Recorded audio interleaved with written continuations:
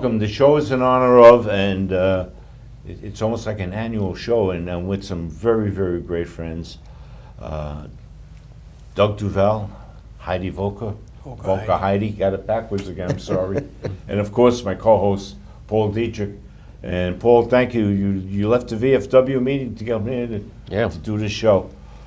That time of year, Toys for Tots. The Toys for Tots. That's one of the major programs that the Marine Corps League goes through every year. And Doug, maybe you can bring us up to date. Well, the program starts October 1st, and we begin by calling up all the stores on Staten Island, asking them if they'll take a box, a collection box. Then we start delivering them around the island. We send out about 50 or 60 boxes, and each box can contain at least 50 toys if it's full. So we get a lot of toys that way.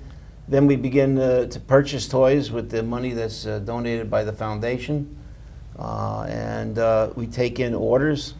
We've taken in so far over 70 orders, and each order is anywhere from 100 to 300 children. Each child gets at least 2 to 3 toys, a main toy, a smaller toy, and some kind of a stocking stuffer. We've already filled half of those, and we're still in the process of filling the rest. We had to cut off the program on December 1st because we just basically ran out of toys. And the situation with Toys R Us going out of business, they were one of our major contributors. A lot of the money we did get to purchase toys came from them. So they're not dire need of funds, but we are a lot less funds that we were. Well, if you're watching the show right now, I think what Doug just said is very important. The fact that you lost Toys R Us, and they were a major contributor. Oh yeah, absolutely. And the foundation is in the process of trying to find someone to replace them as a major contributor. They do have a lot of Amazon, for instance, has come up with a plan to donate toys based on how many toys are purchased through them. Right. That kind of thing. And they're working on different things right now, but because they went out of business last year, right at the end of the season, the funds that we get were cut down quite a bit from the previous years. So so they could use some help. Yep. And how does somebody help? Well, they could either donate new toys, unwrapped, to the foundation. We could bring it down to the Marine Corps League at 46 Ontario Avenue, which is right in Sunnyside, right near Clove Lakes. By the way, it's a great place. It's the Marine Corps League very generously uses it for all veterans functions. Oh yeah. And it's a great place. It's a nice room. It's someplace comfortable. I know we've had meetings there, and Oh yeah, great time. we like to donate our space to just about any veterans group that needs it, because not every veterans group on the island has their own place to meet at. So if they need a place, we allow them to meet there for free. So and they in turn are usually generous to us. They'll buy journal ads in our annual fund, right? Things like that. Right. But we don't ask them for money. We just Right. we try to help out fellow veterans. If people want to donate cash to Toys R Us, Toys for Tots rather, they can send us a check made out to Toys for Tots. Right. All right. And if they send it to us, it'll be assured that the money that they give us will be used for Staten Island kids. Because we will, when we send the check in like that to the foundation from Staten Island, it's recorded as coming from Staten Island, and it goes into our fund for the island. Right. And therefore, if you're assured of that. If you send it directly to the foundation in Virginia, it may or may not be put into our fund. We don't know. So. It still goes for toys. It's still for toys, yeah. But this way, if it comes directly to us, we process it. I know a lot of Staten Island people like to see it focus on Staten Island. That's And the whole Exactly, program. exactly. That's what we do. That's why we hope that people would send it directly to us, and then we basically stamp the check, Staten Island, New York. Okay. And then they. And you also take the requests for toys from Staten Island. Oh, yeah. Only Yeah. Staten Island. Those 70 orders that I mentioned before came from 70 different charitable organizations on Staten Island.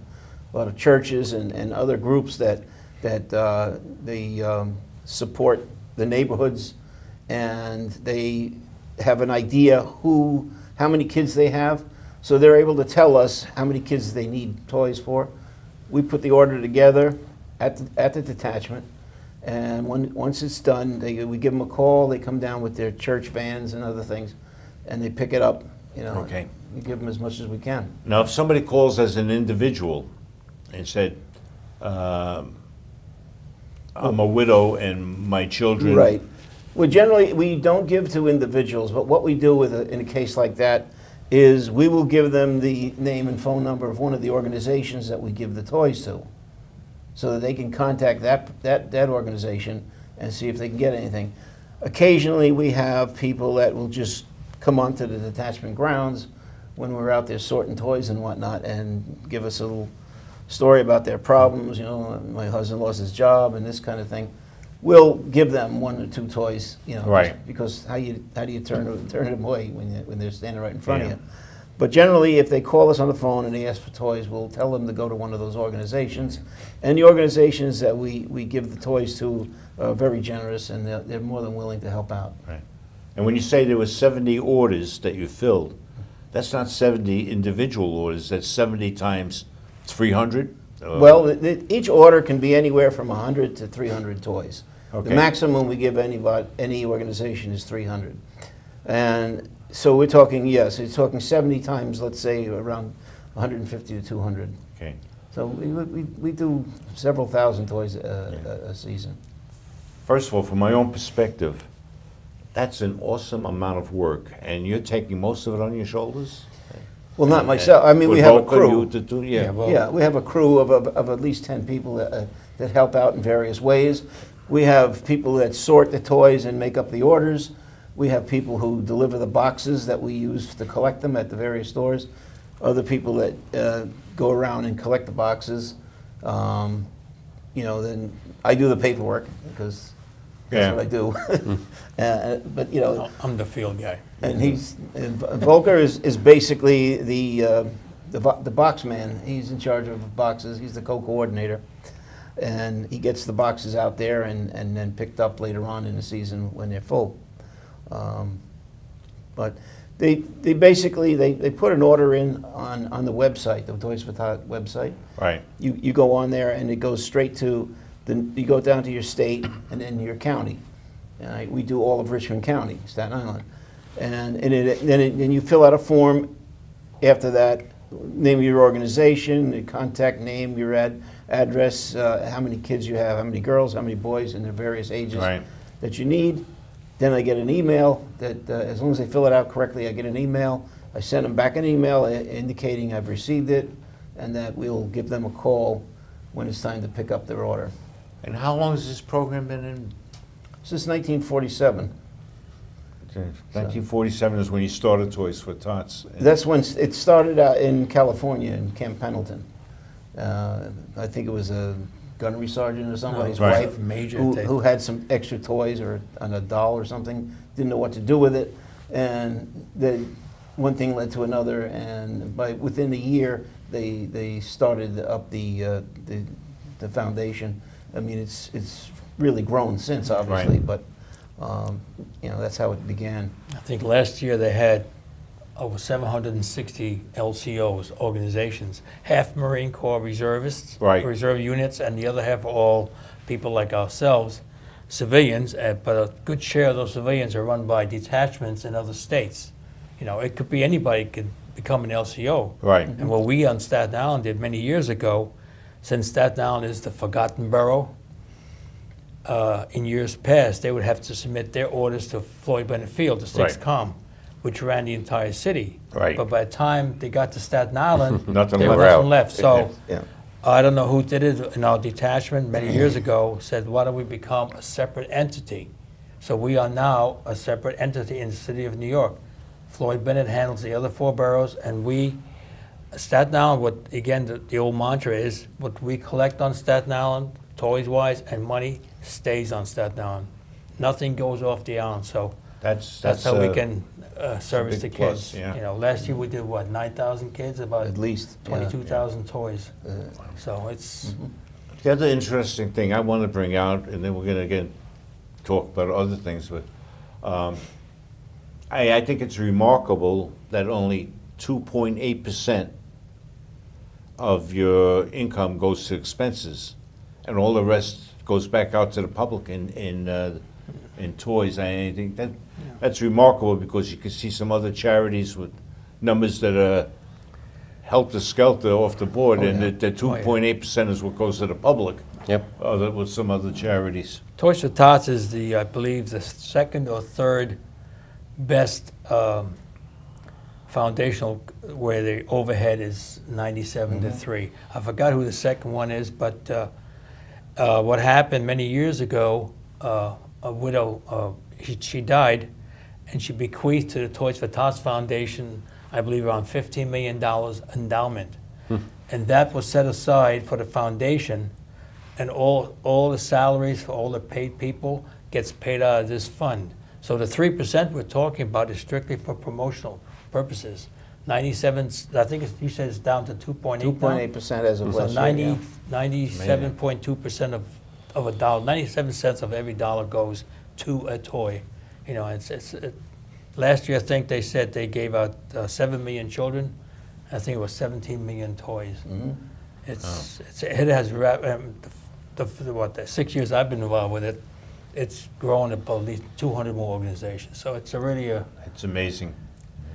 it consumes a lot of time. It Well, occupies us from October 1st to middle of January. But at the end of the day, Christmas Day, you know there's a kid smiling somewhere because Yeah. they got a toy from the Toys for Tots. One of the things that amazes me about it since I started is how generous the people on Staten Island are. We have so many organizations, stores calling us up, oh, we'd like to have a Toys for Tots drive in our store. Can you help us out with that? And we have people calling up asking if they can volunteer to work for Toys for Tots and a lot of other things. You have kids from high schools that want to do it as part of their community service thing. And it really is good to see that there are people willing to help out like that. Right. And I find that the Marine Corps League is no different than all of the veterans on Staten Island. They gave their service for the country, and now they're willing to give their service for the Staten Island, where they live, for the community. And they make such an impact, such a difference than some of the other communities in and around the area that don't have the same luxury that we do.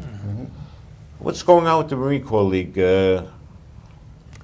Well, recently we just we did rededicate our detachment to the Sergeant Angel Mendez detachment, Staten Island Marine Corps League.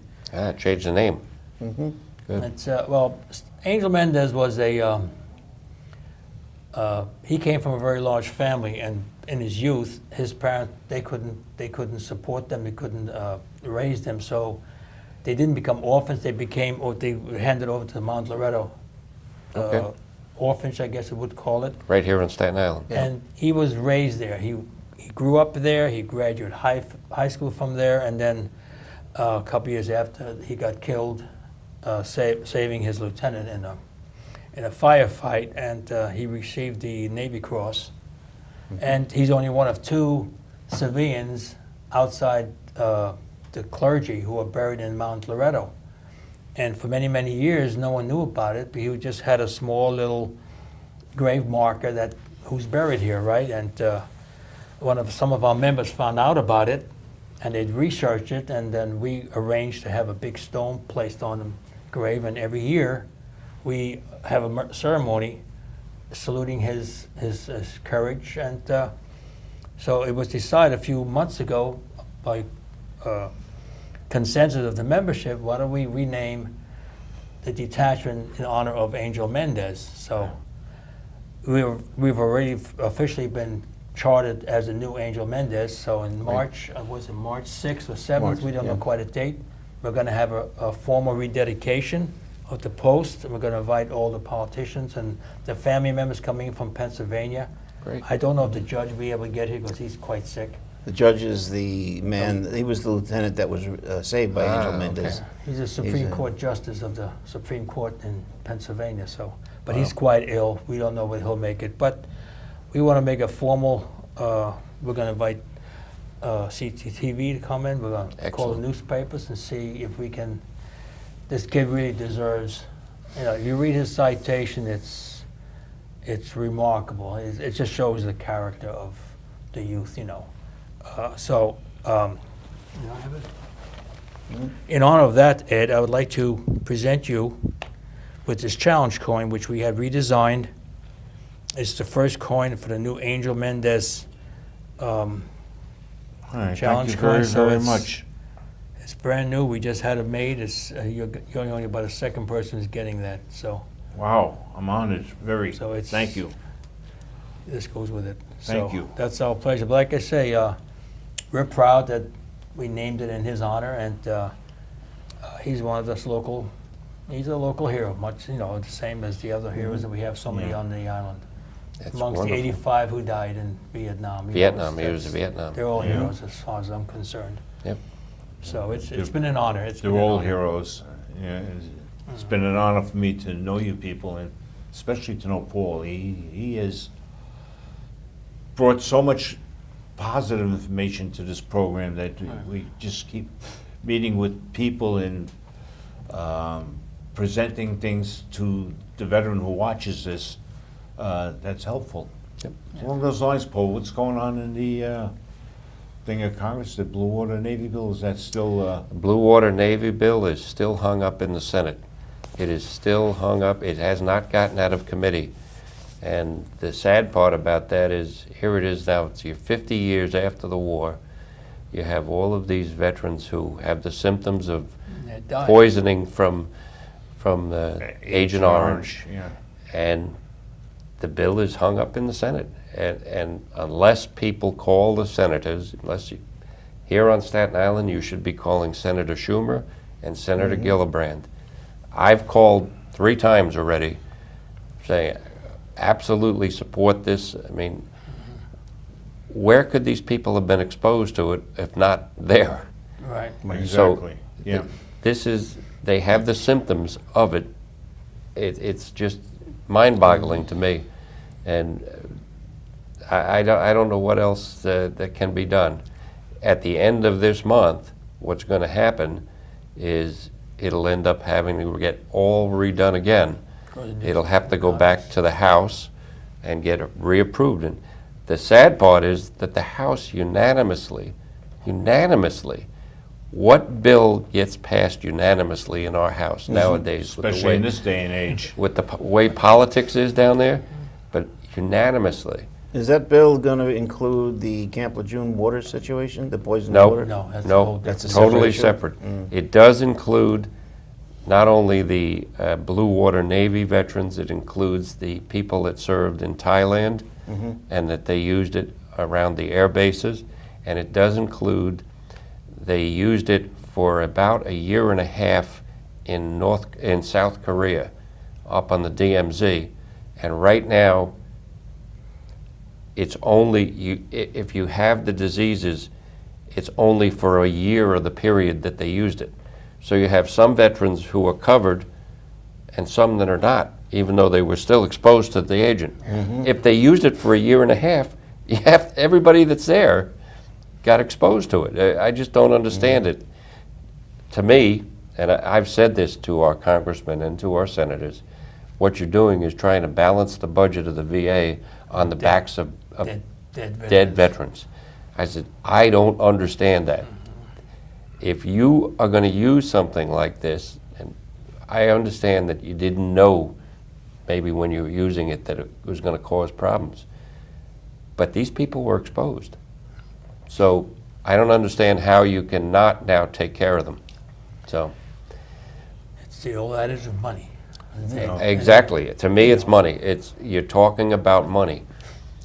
And a lot of those veterans are on Staten Island. We have a huge population of veterans on Staten Island as compared to other boroughs. And Oh yeah. It's sad. We got to take care of them because nobody else is going to do it if we don't. Nope. So, how does somebody get in touch with the Marine Corps League? Let's say if membership is open to all. All Marines, honorably discharged Marines, FMF corpsmen, and FMF chaplains. They have to have served. They're in the Navy corpsmen. They have to have served in the fleet.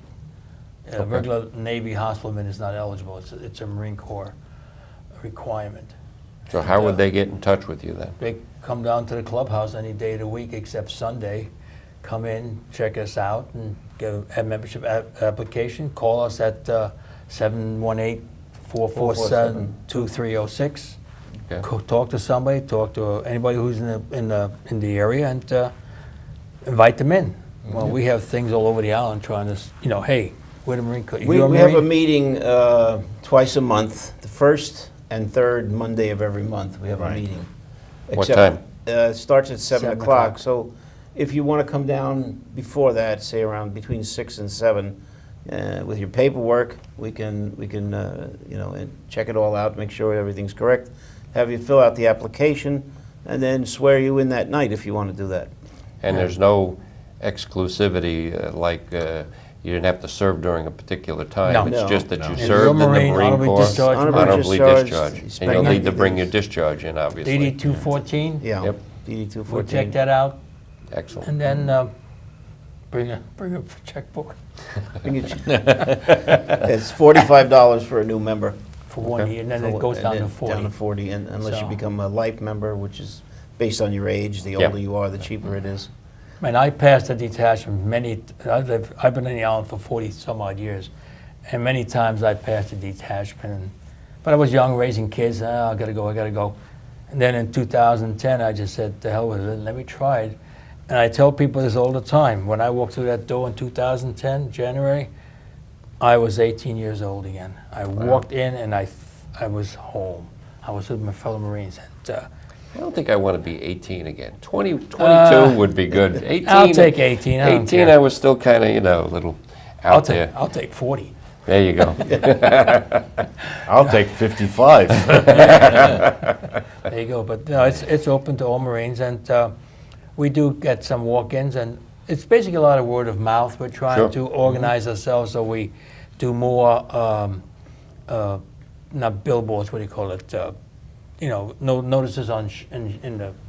All supermarkets have these community bulletin Yep. boards. You stick a thing up there. So we're trying to vamp up bring the young kids in. But I understand too. You got these these young kids getting out of service, and the last thing they want to do is go back into a military organization. Absolutely. They're going to school. They're raising families. So, but Their priorities are different. Absolutely. I find most people don't join the veterans organizations till they're getting up towards their retirement age. Yeah. And you have to look at it like all of the veterans organizations do political lobbying. And political lobbying is totally based on numbers.